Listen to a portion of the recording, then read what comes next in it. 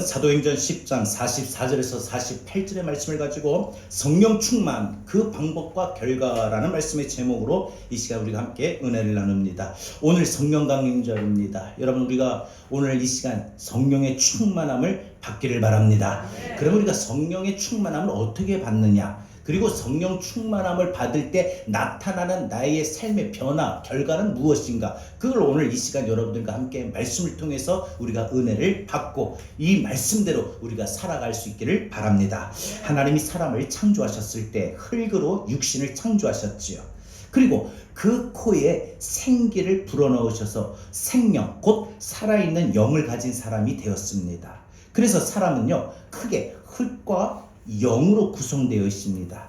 그래서 이 살아있는 사람은 흙의 요소와 영의 요소가 함께 공존하는 존재입니다. 저와 여러분들은요. 그러기에 사람이 죽었다, 살아있다가 죽었다라고 하는 것은 흙의 몸과 육체와 내 안에 이 영이 따로 분리되는 상태로 돌아가게 됩니다. 그래서 우리 여러분, 사람이 죽으면은 돌아가셨다 이런 말을 하잖아요. 이 돌아가셨다라고 하는 이 말은 바로 육신, 즉 흙의 요소인 흙으로 돌아간 거예요. 육신이 흙으로 돌아가는 거지요. 여러분, 성경은 이것을 또 이렇게 표현도 합니다. 이 흙, 육적인 요소를 겉사람이라고 합니다. 그리고 우리의 영적인 요소를 속사람이라고 합니다. 다른 말로 신령한 사람이다 라고 말을 하지요. 그런데 이 문제는요, 뭐냐, 이 영의 요소와 육의 요소, 겉사람과 속사람, 이 두 가지 요소 중에 어느 요소가 누가 어떤 사람에게 더 강하게 나타나느냐에 따라 그의 믿음과 그의 삶의 상황과 그의 늘 살아가는 가치관과 생각은 달라요. 여러분이 우리가 모두가 영으로 충만하고 영의 요소가 강해서 내 속사람이 내 겉사람을 지배하면 늘 긍정적으로, 늘 밝고, 늘 소망이 넘치고, 늘 힘을 내고, 늘 밝아요. 그런데 내 영의 요소인 이 속사람이 충만하지 못하면 내 흙의 요소인 이 육신의 이 생각이, 육신의 요소, 겉사람이 속사람을 집어삼키죠. 그럼 뭐예요? 육신적인 생각으로 하게 됩니다. 육신적인 요소 생각은요, 좋을 땐 좋아요. 그러나 안 좋을 땐 엄청나게 안 좋지요. 괴로울 땐 괴롭고. 근데 여러분이가 살다 보면 늘 우리가 365일을 살아간다면은 늘 365일 기분 좋고 좋은 일만 있는 건 아니잖아요. 때로 가슴이 아프고 원통하고 억울하고 슬프고 좌절이 되고 상처받고 고통받고 고난이 오고 이런 삶을 우리가 만날 때가 있는데, 그때마다 그런 안 좋은 상황 속에서 나타나는 그 육신적인 요소는 뭐예요? 어둠의 생각을 해요. 아, 죽겠구나, 안 되겠구나, 힘들겠구나, 못하겠구나, 그만둬야 되겠구나, 이런 모든 어둠의 요소죠. 그런 어둠의 요소가 내 영의 요소를 집어삼켜요. 그래서 우리는요, 이 영의 요소와 육의 요소, 속사람과 겉사람이 날마다 충동을 해요. 날마다 부딪혀요. 싸워요. 그래서 사도 바울은 이 문제를 가지고 수없이 고민을 했어요. 로마서 7장 21절 24절 사도 바울은 이렇게 말을 합니다. 그러므로 내가 한 법을 깨달았노니 곧 선을 행하기 원하는 나에게 악이 함께 있는 것이로다. 한편의 마음으로는 내가 선을 원하고 선한 대로 살기를 원해요. 선이 뭐냐? 착한 게 아니라 하나님 뜻대로 살아가는 거. 근데 또 한편으로는 뭐예요?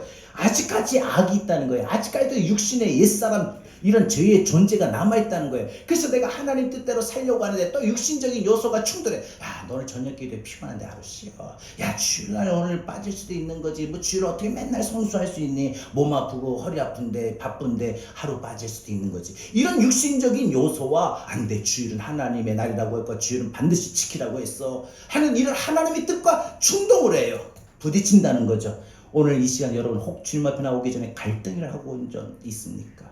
우리는 믿음의 삶을 살아가는 동안에 늘 이런 부딪히는 충돌하는 요소 때문에 갈등이에요. 그래서 사도 바울이 내가 한 법을 깨달았노니 곧 선을 행하기 원하는 나에게 악이 함께 있는 것이로다. 내 속사람으로는 하나님의 법을 즐거워하되 내 지체 속에 한 다른 법이 내 마음의 법과 함께 싸워 내 지체 속에 있는 죄의 법으로 나를 사로잡는 것을 보는도다.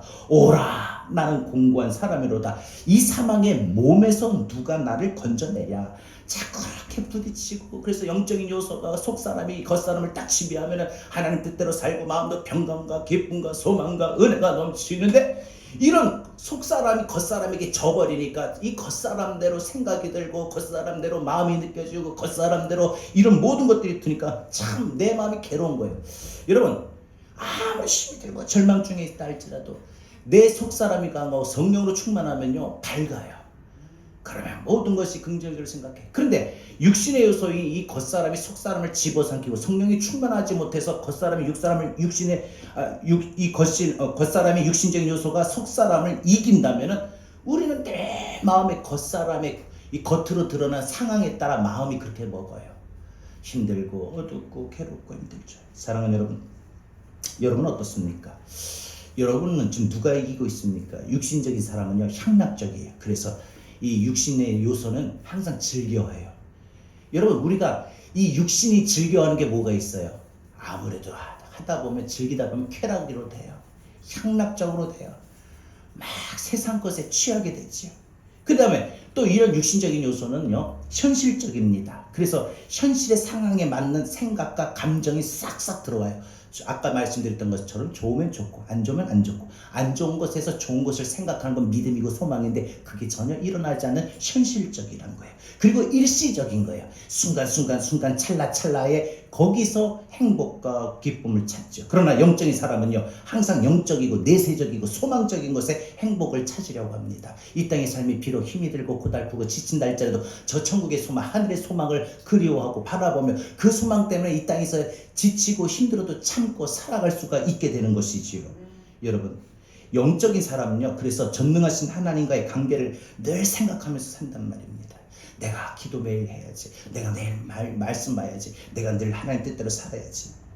여러분 바라기는 오늘 여러분이 오늘 이 성령 강림제를 통해서 여러분 모두가 다시 한번 성령에 충만한 사람이 되어서 육의 사람을 온전히 지배할 수 있는 성령의 사람이 다 될 수 있기를 주의 이름으로 축원합니다. 여러분 우리가 성령의 충만 그 성령님의 역사와 결과를 우리는 그래서 알아야 됩니다.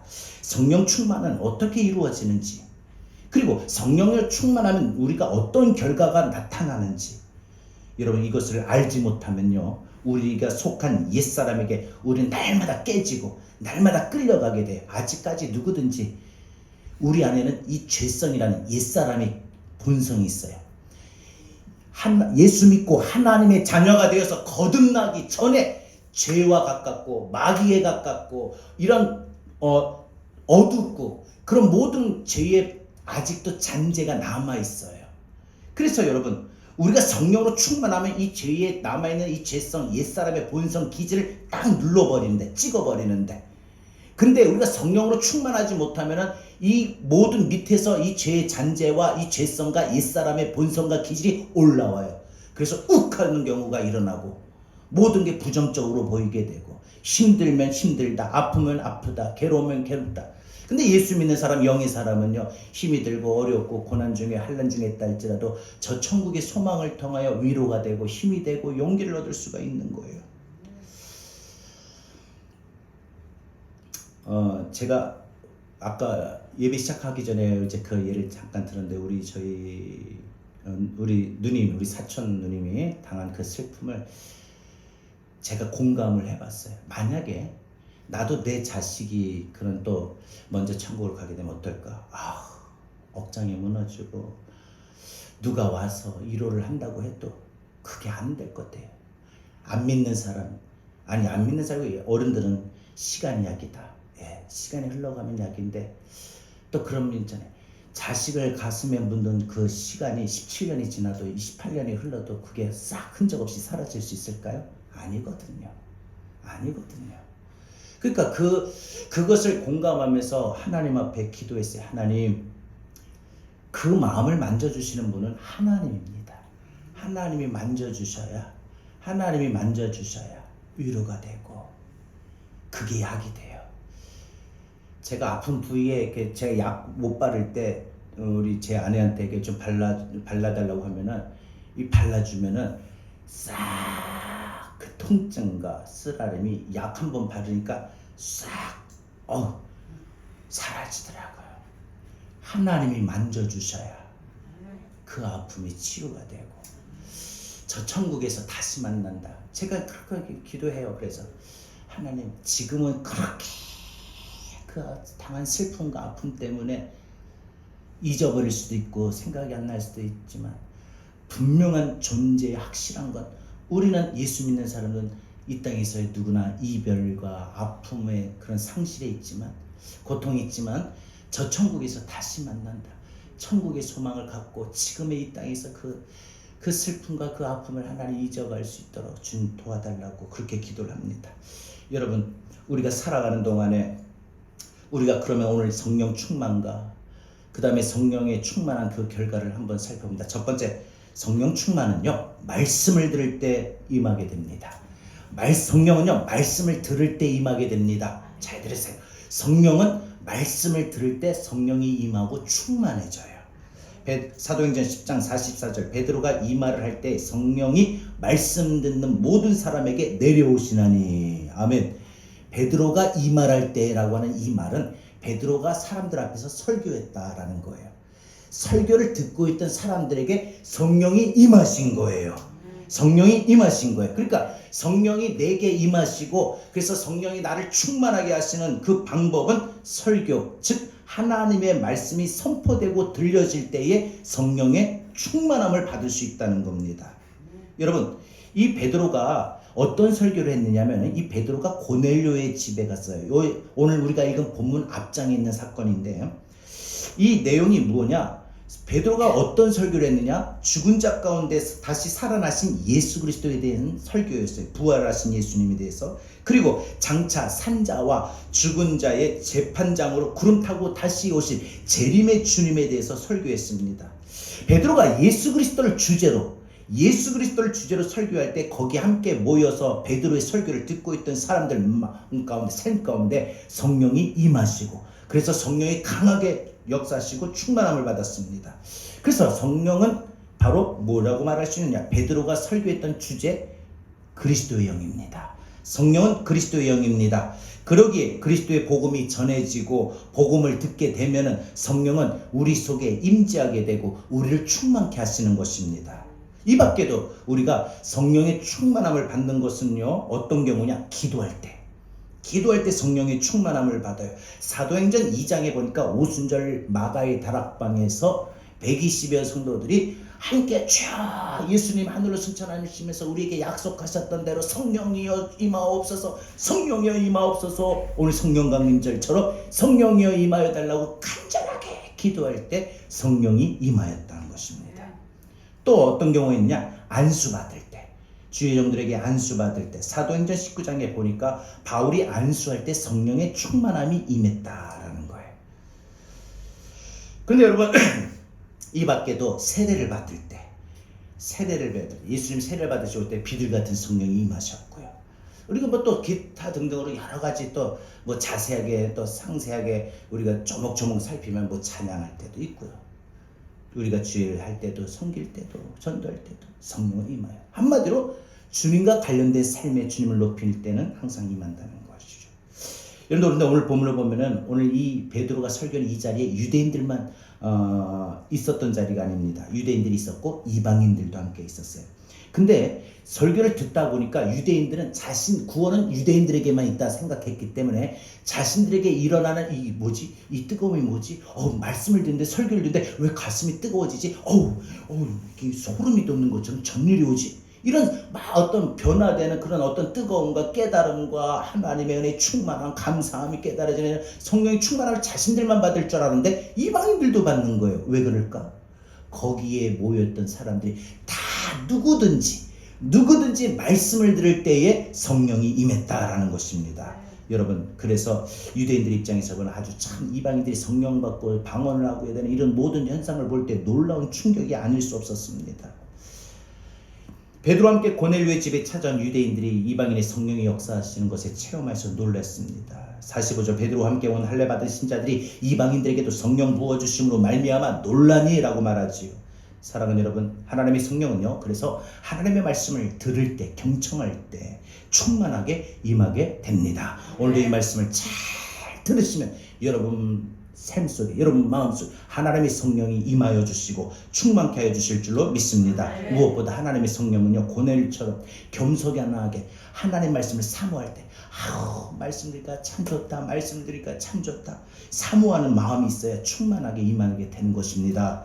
여러분 고넬료가 얼마나 베드로의 설교를 들을 때 사모하는 마음이 있었냐면 사도행전 10장 33절 이렇게 말합니다. 내가 곧 당신에게 사람을 보내었는데 오셨으니 잘하였나이다. 이제 우리는 주께서 당신에게 명하신 모든 것을 듣고자 하여 다 하나님 앞에 있나이다 라고 말을 합니다. 베드로의 설교를 들으려고 이 고넬료가 집에 종을 시켜서 빨리 모시고 와라 강사 초청한 거예요. 그래서 베드로를 모시고 와서 베드로와 설교를 들으려고 모든 사람들 고넬료가 다 나와 다 모여. 그래서 베드로의 설교를 다 들으려고 했어요. 그래서 이 고넬료가 말할 때 뭐라고 했어요? 누구 앞에 있다고 했어요? 하나님 앞에 있다. 오늘 이 말씀을 듣는 이 설교 시간에 누구 앞에 있어요? 하나님 앞에 있어요. 이 마음으로 이 사모하는 마음으로 들어야죠. 여러분 우리가 정말 존경하고 정말 극진히 모시는 사람들의 그 말은 한마디 한마디 놓치지 않고 잘 들어요. 반응도 참 아주 리액션도 아주 좋아요. 맞다. 여러분 이따금씩 TV에 보면은 김창호 특강하는 거 쇼가 있죠. 그걸 보면요 사람들 반응이 다 고개 끄덕여요. 명사의 그 말을 한마디 한마디 놓치지 않고 그 말을 들을 때마다 공감이 되고 깨달음이 되니까 한마디. 근데 여러분 한 가지 말씀을 드릴게요. 우리가 놓쳐서는 안 될 겁니다. 사람들은 본래 내가 깨달아질 때 은혜가 될 때 자연적인 수긍이 일어나요. 그런데 우리 하나님의 말씀은요 그런 뒤에서 먼저 하는 것보다 앞에서 먼저 내가 오늘도 하나님의 말씀을 드리려는 그 사모하는 마음 듣고 깨달으려는 그 마음을 갖고 한마디 할 때 아멘 아멘 하고 고개를 끄덕이면서 아멘 아멘 하고 받아들인 거. 아멘은 뭐예요? 믿습니다. 그 하나님의 선포되는 말씀에 내가 믿습니다. 옳게 인정합니다. 그렇습니다. 동의합니다. 나도 그대로 되어지길 원합니다. 나도 성경의 이 말씀대로 나타나는 변화가 일어나길 원합니다. 라는 그런 시인이자 고백이자 그런 반응이에요. 그런 리액션을 아멘 아멘 아멘. 그래서 여러분 교회에서 여러분 하나님 말씀이 선포되고 설교되는 시간에 하나님 말씀에 들을 때마다 아멘 아멘 반응하는 사람은 꼭 은혜를 받아요. 꼭 성령의 충만함을 받아요. 오늘 아멘 하는 여러분은 성령의 충만함을 받게 될 줄로 믿습니다.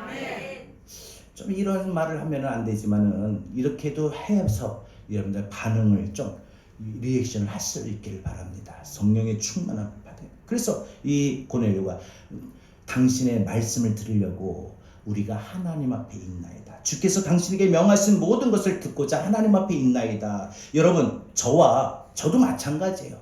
저도 제가 설교하는 게 아니에요. 저도 하나님의 말씀을 여러분 전하는 사람이 먼저 들었죠. 저도 제가 은혜가 됩니다. 저는 그래서 우리 교회 유튜브 영상 설교 영상을 예전에 것도 또 몇 번씩 계속 봐요. 근데 어떤 날은 참 은혜가 돼요. 제가 은혜가 될 때 그 어떤 거냐? 하나님 말씀을 듣기를 사모하는 마음이라는 거죠. 내가 말했는 건데 이렇게 생각하면 절대 은혜가 안 됩니다. 하나님 종의 입술을 통해서 하나님 말씀 듣기를 원합니다 하고 저도 말씀을 듣기를 사모하는 마음으로 딱 듣을 때는 은혜가 됩니다. 여러분 이런 자세가 저와 여러분의 자세가 되기를 바랍니다. 이런 자세로 말씀을 듣게 되다 보면 모든 사람들에게 성령이 임재할 수밖에 없습니다. 사랑하는 여러분 말씀을 듣는 모든 사람에게 이 말을 주의할 수 있기를 바랍니다. 말씀을 들으면 믿음이 생겨요. 말씀을 들으면 믿음이 생겨요. 여러분 믿음은요 우리가 지식으로 얻어지는 게 아닙니다. 물론 성경 공부나 제자 훈련을 통해서 깨달음은 있어요. 그 다음에 어떤 학문적인 지식과 같은 지식도 있어요. 그런데 믿음이라는 것은요, 믿음이라고 하는 것은요, 성경 공부만 해서는 안 돼요. 하나님 말씀을 들으면 믿음이 생겨요. 그래서 성경 우리에게 뭐라고 말해요? 믿음은 들음에서 나고, 믿음은 뭘 들으면서? 하나님 말씀을 들을 때 믿음이 생겨요. 하나님 말씀을 들을 때 믿음이 생겨요. 아이고 목사님 내가 지금 교회를 벌써 몇 년을 다니고 몇십 년을 다니고 아무리도 나 믿음이 안 생겨요. 믿음이 없어요. 한번 두 가지 중 하나입니다. 말씀을 잘 안 들어서 그런 경우가 있고 안 그러면 잘 이해가 안 되는 경우가 있을 거고. 여러분 중요한 건 믿음은 들음에서 난다. 그러니까 말씀을 들으면 믿음이 생기고 그리고 그 생긴 그 믿음은 우리에게 성령의 임재를 경험하게 합니다. 성령의 충만함을 체험하게 합니다. 문제는 우리도 모르는 사이에 하나님 말씀이 들려지는 이 시간, 설교 시간에 우리가 경청하지 못할 때가 있어요. 듣다가도 잠깐 새어나갈 때가 있어요. 듣다가도 끊길 때가 있어요. 여러분, 하나님 말씀에 집중해서 듣길 바랍니다. 경청이라고 했어요. 잘 주의해서 듣는 거예요. 주의해서 듣는 거예요. 하다가 밥을 꺼놔놓고 왔나, 전기를 불 끄고 왔나, 문을 잠그고 왔나, 어떻게 갑자기 말씀을 잘 듣다가 상관도 없는 그 이야기에 그냥 딱 그 생각이 들어요. 어떤 분은 너무 집중해서 그럴 수도 있겠지만, 목사님은 어떤 이야기다. 여러분, 열쇠를 제가 이렇게 열쇠를 열고 가는 건 천국 열쇠인다. 갑자기 천국 열쇠를 듣는 순간, 내 열쇠를 잠그고 왔던가, 어디다 놔뒀던가, 이런 생각이 들 수도 있다는 것이죠. 여러분, 우리는요, 하나님의 말씀을 들을 때 이렇게 사모하는 마음으로 들어야 될 줄로 믿습니다. 사모하는 마음이 있어야 됩니다. 그래서 여러분, 이 말씀을 들을 때 그 다른 주위하여 들을 수 있는 경청할 수 있길 바라고, 설교를 요즘에는 워낙 미디어 시대에 많은 교회 목사님들의 설교가 기독교 텔레비전 방송에도 나오고 유튜브 영상에도 나오게 됩니다. 문제는 이 설교의 홍수 시대에 살고 있는 우리에게 뭐가 안 좋으냐, 너무 많은 설교가 나오다 보니까 설교를 듣다가 평가를 합니다. 이 목사님 설교가 은혜스럽다, 이 목사님 설교 참 잘한다. 여러분, 사람이 말하는 건 평가할 수 있어요. 근데 중요한 건요, 항상 듣는 자세는 어떻게 들어야 돼요? 이 시간도 제가 설교해요. 하나님이 주의 종의 입술을 통해서 나에게 들려주신 말씀이다. 아멘. 이게 경청하는 자세예요. 그러면 이 설교에 하나님 말씀인데 우리가 하나님 말씀을 함부로 평가할 수가 있을까요? 아니죠. 물론 설교자의 입장에서도 하나님 말씀을 대언하기 때문에, 대언하는 걸까 얼마나 잘 준비를 해야 되겠습니까? 얼마나 피땀을 흘리면서 짜내는 것처럼 준비를 해야 되겠습니까? 저도 설교 준비를 할 때 이제 설교의 어떤 주제가 나오고 그 말씀이 나오고 찬양이 나와야 되는데, 그게 안 나오면 막 뭐가 되게 쫓겨요. 불안해요. 이게 빨리 나와야 되는데 안 나와요. 그래서 그냥 막 너무 괴로워하고 너무 힘들 때가 많아요. 근데 그럴 때마다 너무 막 힘이 드니까 찬양을 들어요.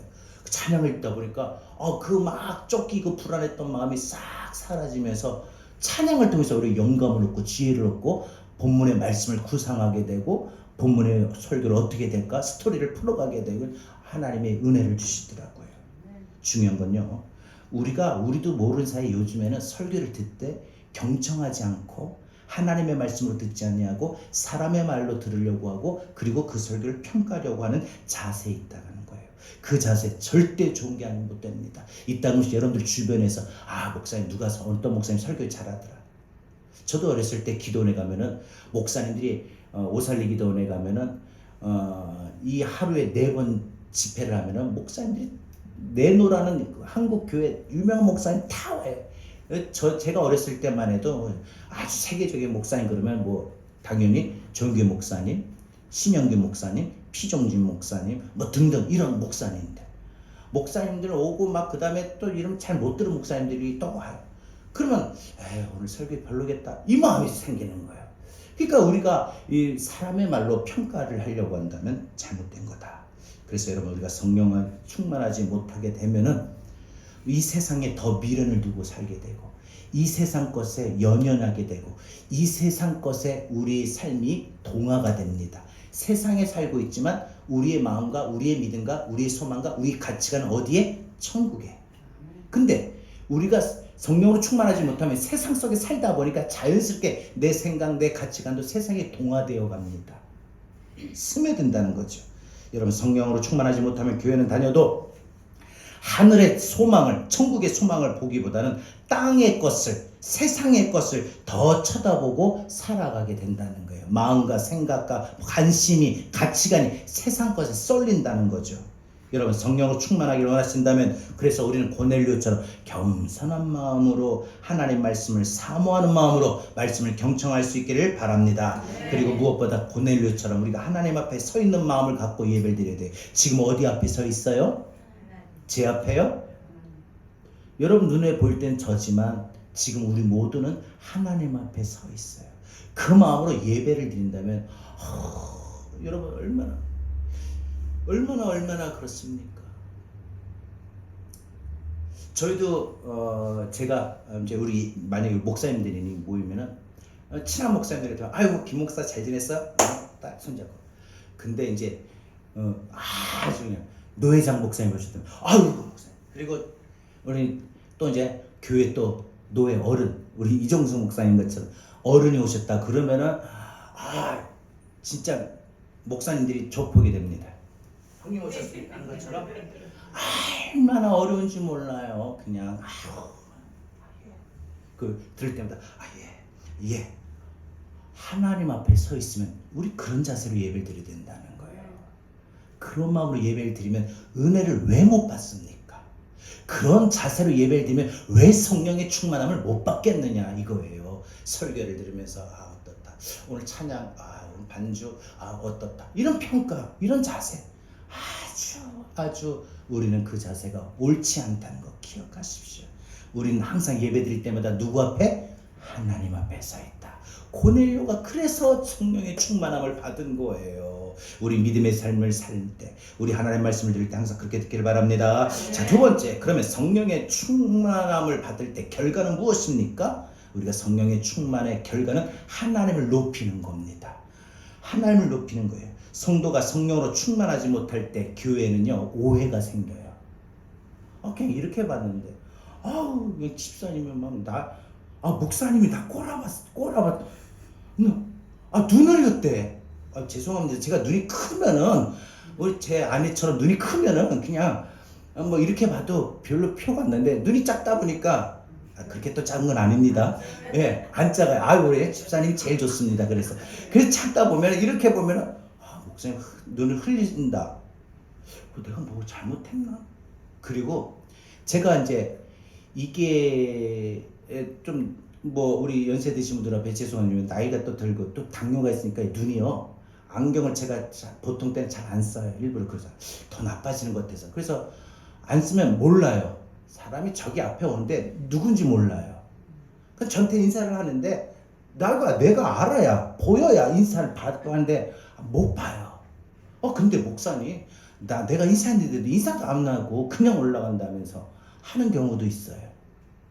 여러분 우리가 밥을 또 퍼서 먹는데 아니 집사님 왜 내가 미운가 싫은가? 왜 오늘 내 밥그릇에 반찬도 작고 밥도 짜고 그리고 왜 나 먼저 안 주고 내가 제일 늦게 주지? 내가 미운가? 라는 오해가 괜히 없는데도 생길 수 있어요. 그러니까 여러분 한마디로 뭐예요? 교회 안에 우리가 성령으로 충만하지 못하면 가정에도 마찬가지예요. 오해가 생겨요. 갈등이 생겨요. 분쟁이 생겨요. 그리고 다른 사람 이야기를 좋게 못해요. 어떻게 해서든지 그냥 나 안 좋은 그런 소리를 많이 해요. 사람들이 많으면요 교회 안에도 사람들이 많으면 그 교회가 늘 성령 충만하면 괜찮은데 교회가 늘 성령 충만하면 괜찮은데 성령 충만하다가도 그 성령 충만함이 식어지면 그 순간 마귀가 틈을 타고 사람들 이야기를 그 몇백 명 몇천 명이 모이는데 그 누구 이야기 얼마나 하기가 좋습니까? 누가 뭐 했대? 그러면 벌써 이야기가 쑥 한 바퀴 구역을 넘어서 교구를 넘어서 전 교인이 다 알고 있어. 그러다가 이야기 퍼지고 오면 살이 붙여. 여러분 남의 이야기를 좋게 하지 못하게 됩니다. 그리고 다른 사람의 말을 좀 감싸주고 덮어줘야 되는데 그거를 너만 알고 있어. 집사님 알고 있어. 내가 집사님한테 한번 말한 거야. 해가지고 이야기를 다 해요. 그럼 들은 집사님이 또 이 박 집사님한테 가가지고 박 집사님 알고 있어? 하고 이야기를 다 들어요. 또 박 집사님 김 집사님한테 또 이야기. 김 집사님 알고 있어? 이거 아무한테도 말하면 안 돼. 하고 이야기를 다 해요. 그 듣다가 돌다가 보면 나중에 담임 목사님 귀에 다 들어오죠.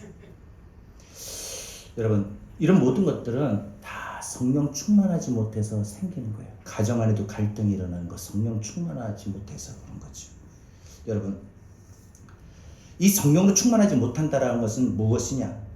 여러분, 성령으로 충만하지 못한다는 말은 다른 말로 말하면 자아가 충만하기 때문에, 나의 자아가 아직도 너무나도 강하게 충만하기 때문에 성령이 충만할 수가 없어요. 자아가 충만하기 때문에 다른 사람을 볼 때에도 항상 자기 중심, 자기 기준, 자기 생각으로 보고 평가하고 말하게 되는 겁니다. 그렇게 되면 내 속에 있는 이 죄악의 증상들이, 이 죄에 잔재된 모든 것들이, 죄성이 나오게 됩니다. 꿈틀거리게 됩니다. 그래서 죄를 범하게 되죠. 어때요? 다른 사람을 비방하게 되고, 흉을 보고, 험담하고, 정죄하게 되고, 그리고 책임을 다른 사람에게 항상 전가하게 됩니다. 여러분, 그러니까 우리 예수 믿는 성도들이 중요한 게 있어요.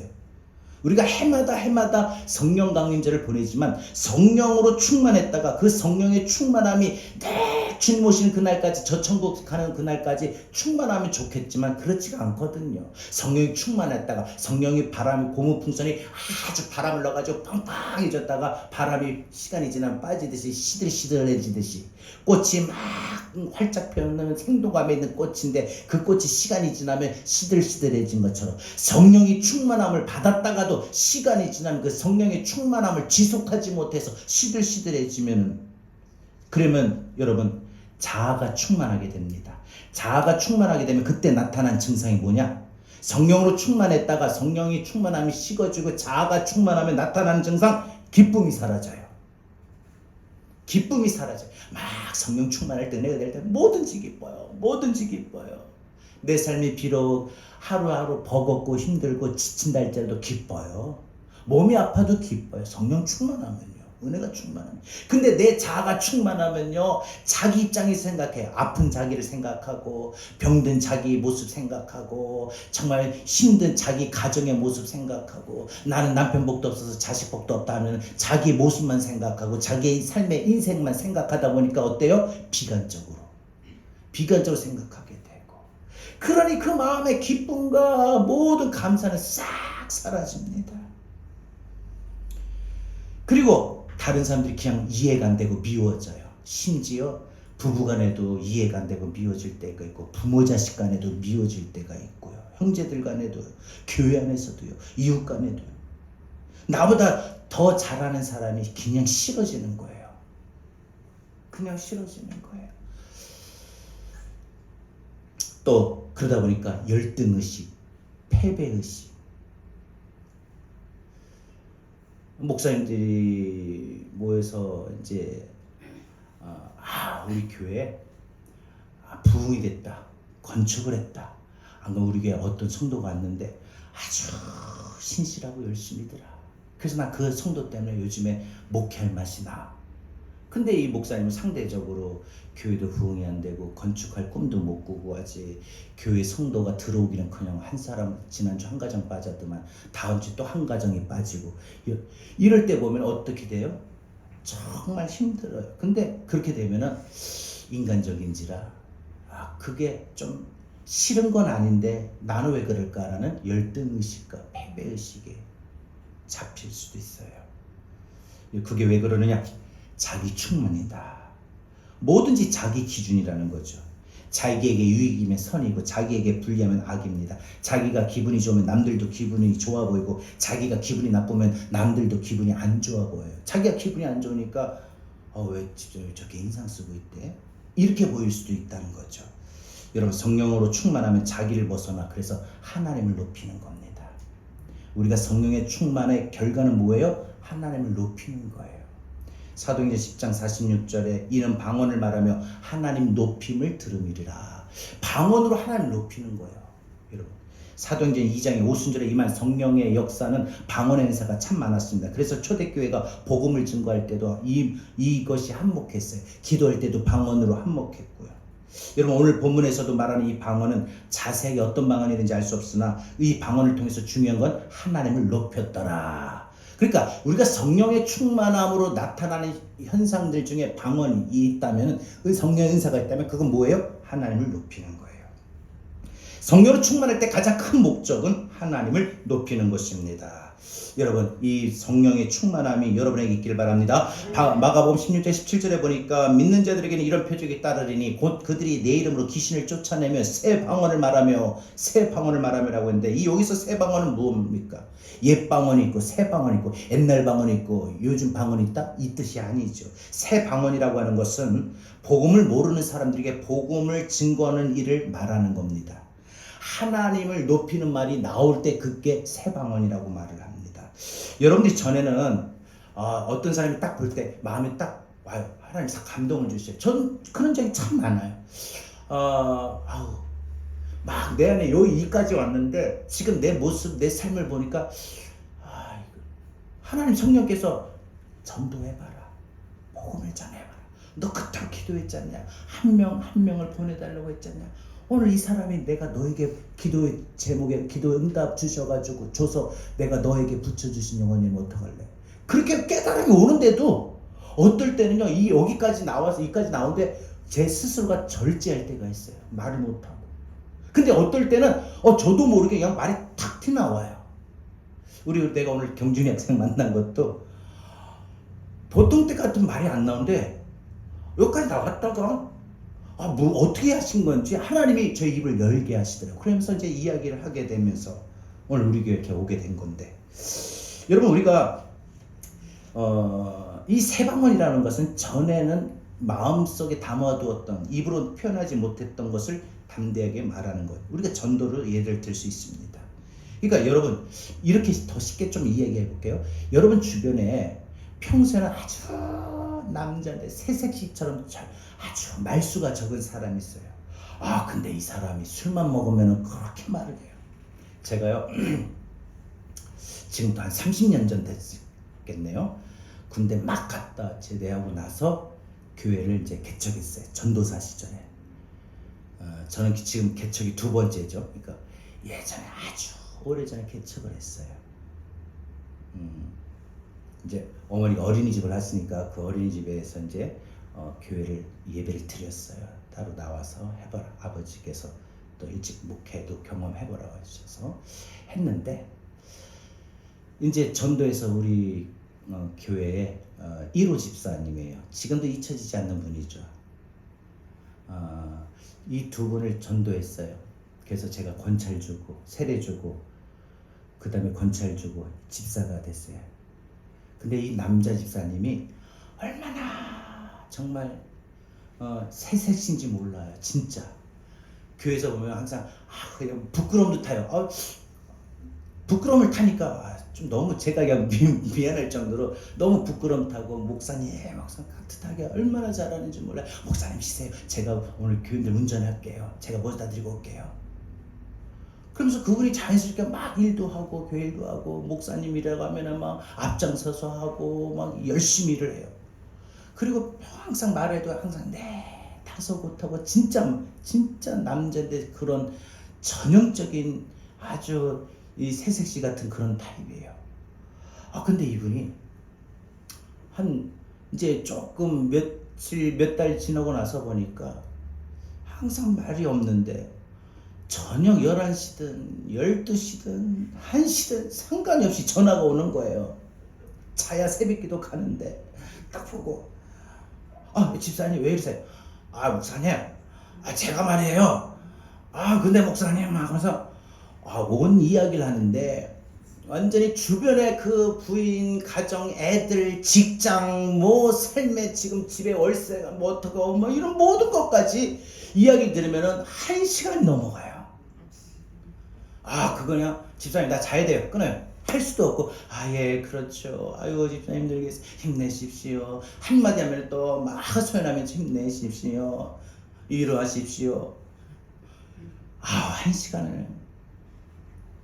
근데 그분이 또 끊고 주일날 보면 목사님 이래요.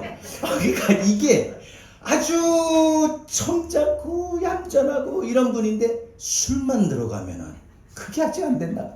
술만 들어가면 어디서 용기가 나오는지 아마 제 생각에는 1부는 벌써 집에서 자기 부인하고 막 다 했겠죠. 하다가 이제 2부로 전태 왔겠죠. 전화가.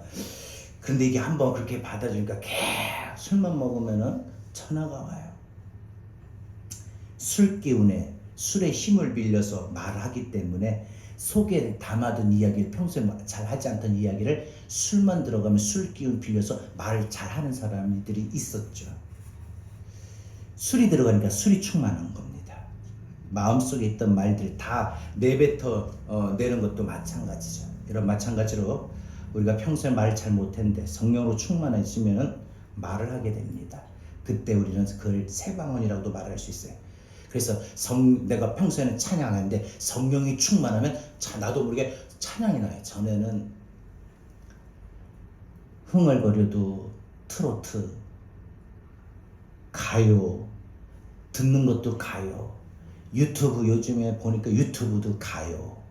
근데 성령으로 충만함을 받고 나서 가요가 이상해 싫어. 막 찬양이 좋아.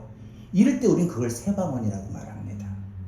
그리고 옆에 있는 사람들이 우리 앞에 목사님이 별로 그렇지 그렇게 너무 사랑스러운데 그걸 몰랐는데 성령이 충만하니까 너무너무 집사님 옆에 너무 좋아.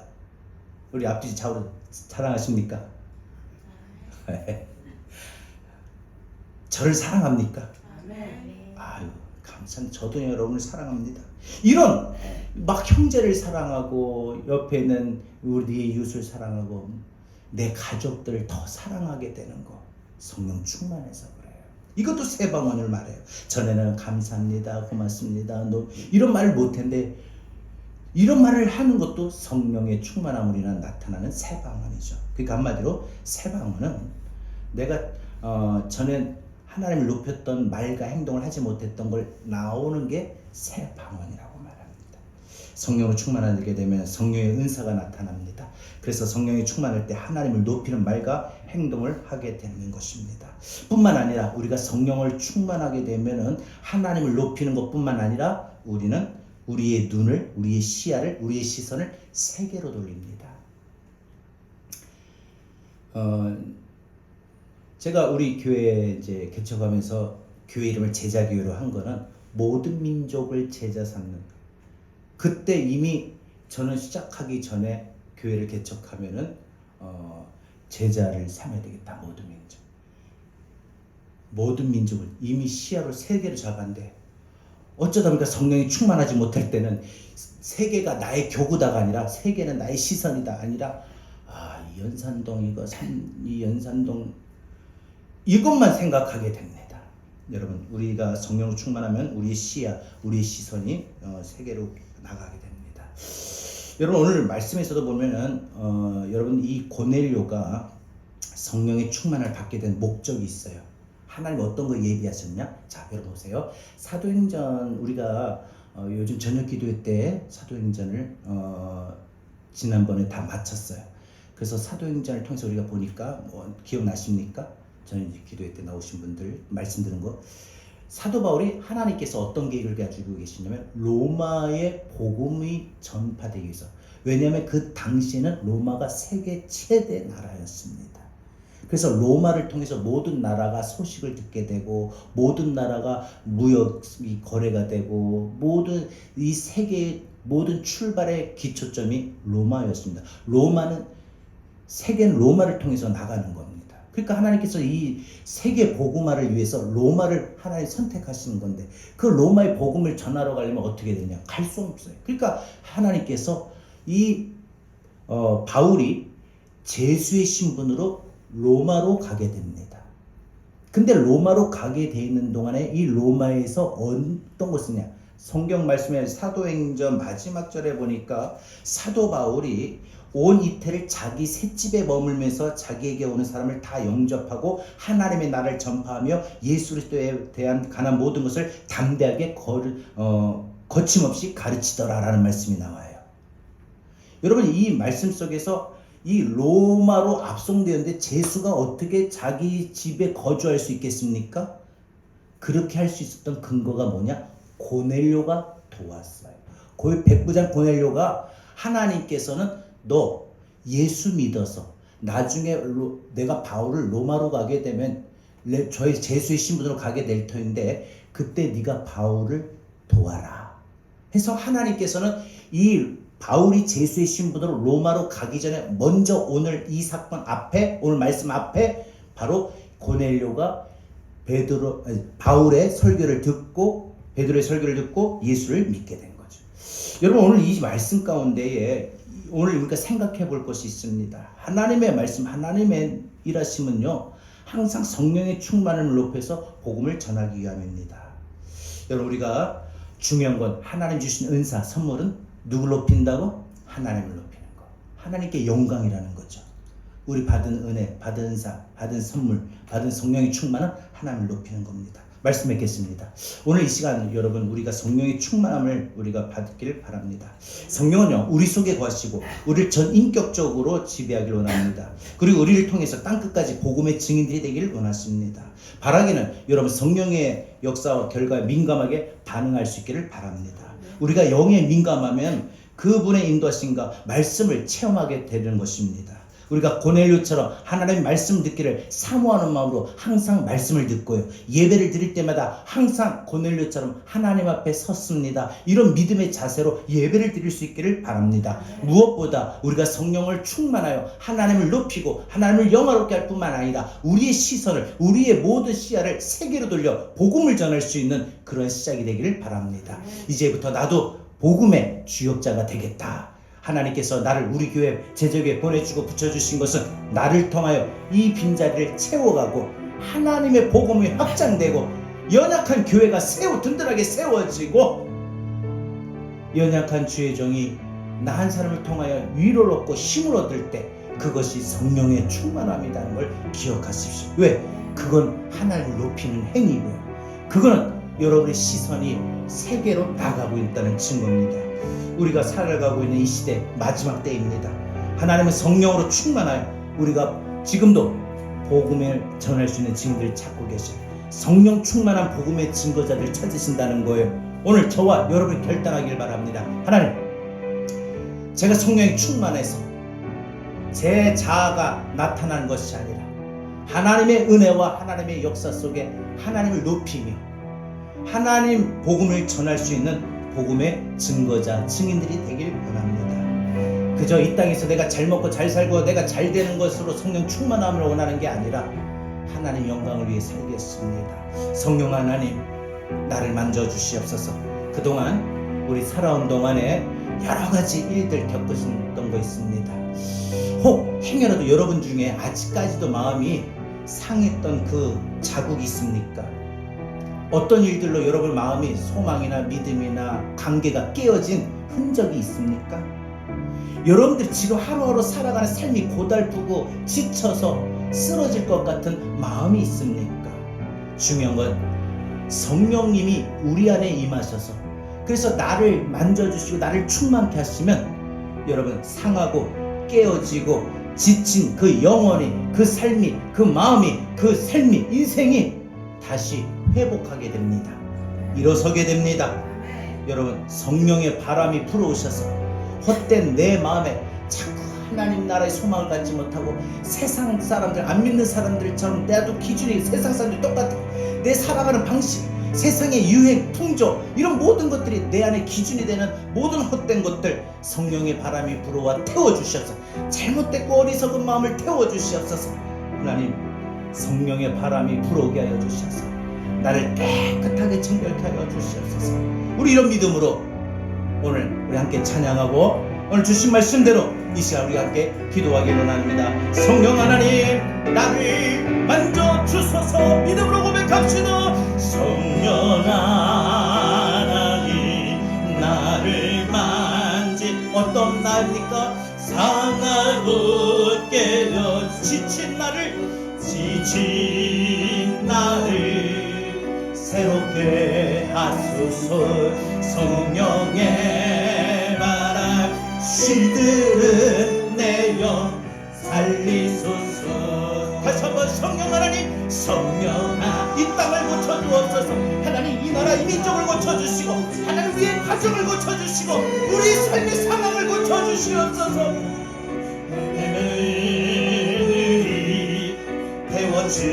태워주소서. 성령의 불로 세상 주소서. 성령의 임하소서. 임하소서. 성령 하나님이시여. 성령 하나님이시여. 지금 이곳에 임하소서. 성령님이여 바람처럼 불처럼 성령이여 지금 나에게 여기요. 다시 처음부터 우리 뜨겁게 한 절 한 절 가사의 뜻을 생각하며 봅시다. 하나님 나를 만진 상하고 깨어지고 지친 나를 만져주세요. 지친 나를 만져주세요. 새롭게 하소서. 성령의 방 시들은 나의 영광, 나의 생각과 나의 마음, 나의 삶을 다시 살려주세요. 다시 살려주세요. 이 땅을 고쳐주세요. 이 땅 고치소서. 죄악의 어둠 속에 자꾸 빠져 헤맵니다.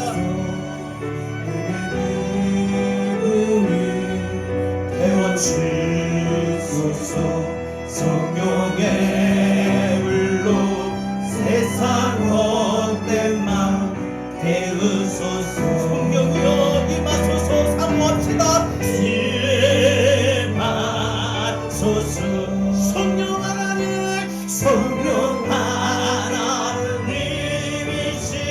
지금 이곳에, 지금 내 마음에 이곳에 임하소서. 성령님이 바람처럼 불처럼 뜨겁게 간절하게 고백합시다.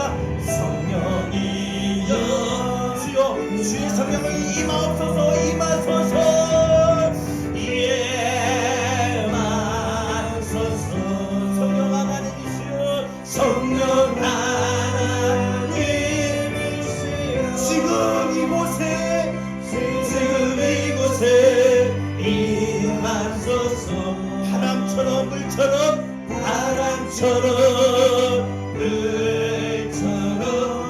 성령이여 임하소서.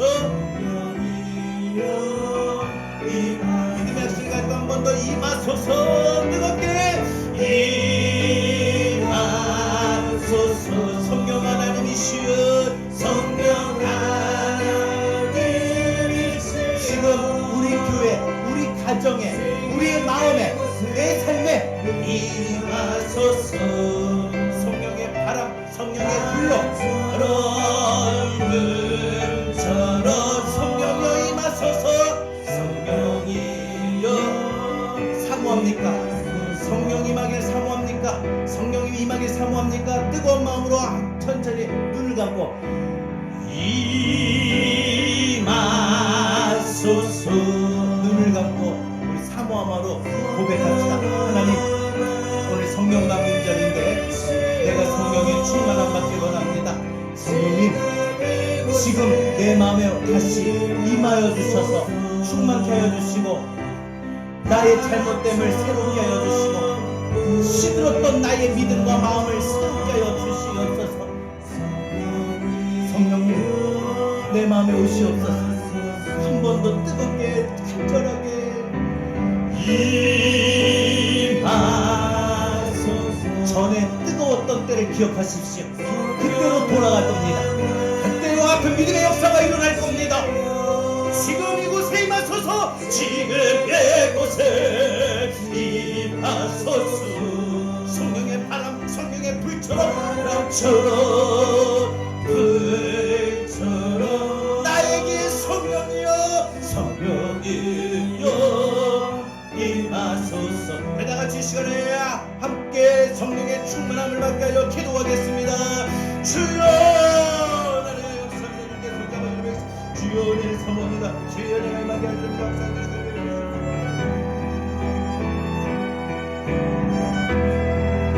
하나님을 만져주셔서 사랑을 깨우치고 지체는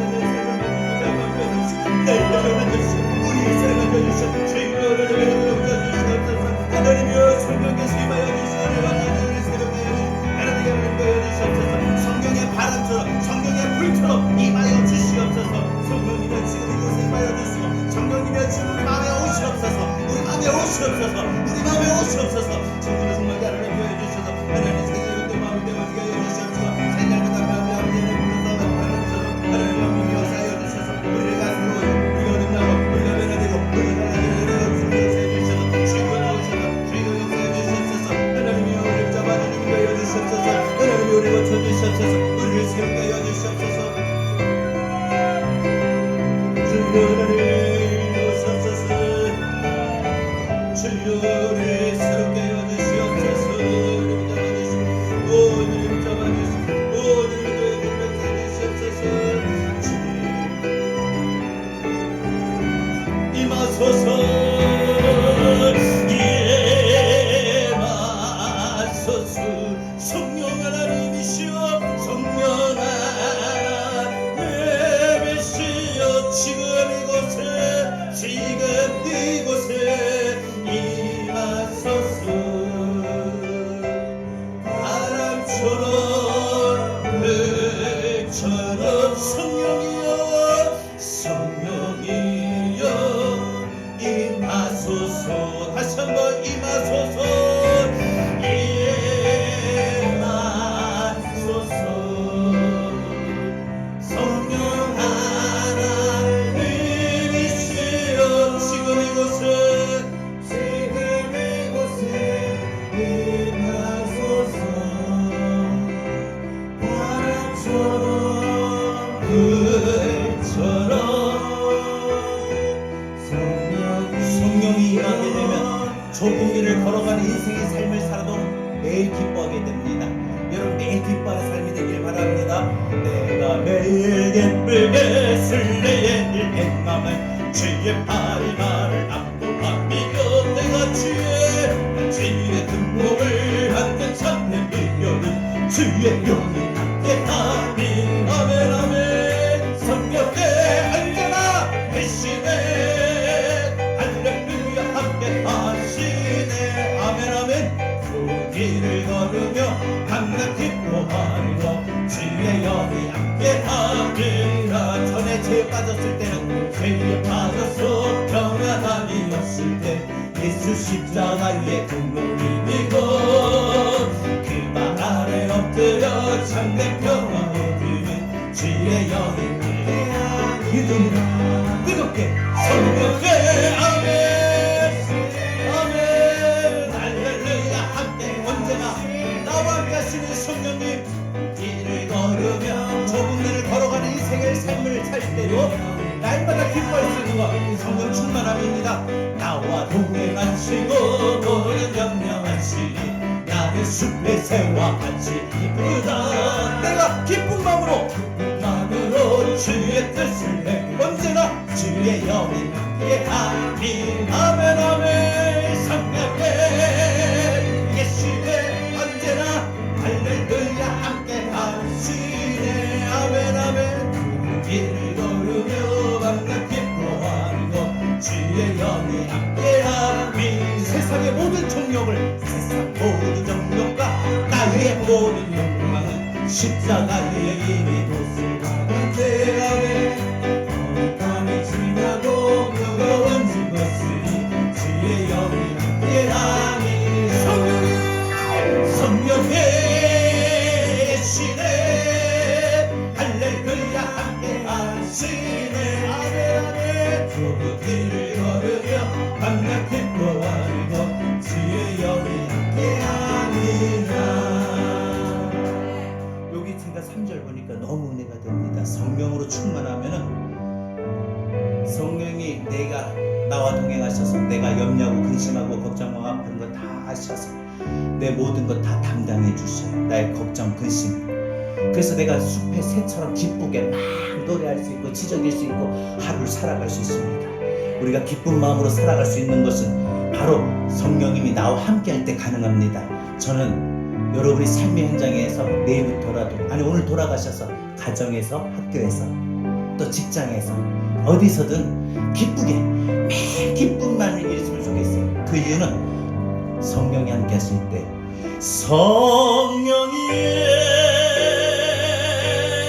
예수를 할렐루야 함께 하시네 가운데 계실 때는요, 좁은 길을 걸어갈 때도 매일 기쁨이 생겨요. 성령 충만할 때 항상 기뻐요. 성령 충만할 때 항상 기뻐요. 이번 한 동안 성령의 충만함으로 여러분 기쁘게 살아갈 수 있기를 바랍니다. 기쁘게 살아갈 수 있기를 바랍니다. 이제는 우리 주 예수 그리스도의 은혜와 아버지 하나님의 극진하신 사랑하심과 보혜사 성령님의 감화 감동 내주교 통하신 은혜가 성령 강림자를 통해서 성령의 충만함을 받고 사모하기 위하여 말씀을 잘 경청하고 듣고 받은 은사, 받은 은혜, 받은 성령의 충만함을 위하여 하나님 영광 높이고 복음 전하는 일에 힘쓰며 살아가겠노라고, 그래서 성령의 충만함으로 한 주간 기쁘게 살기를 소원하는 우리 사랑하는 모든 성도들 머리 위에 이제로부터 영원토록 함께 있을지어다. 아멘.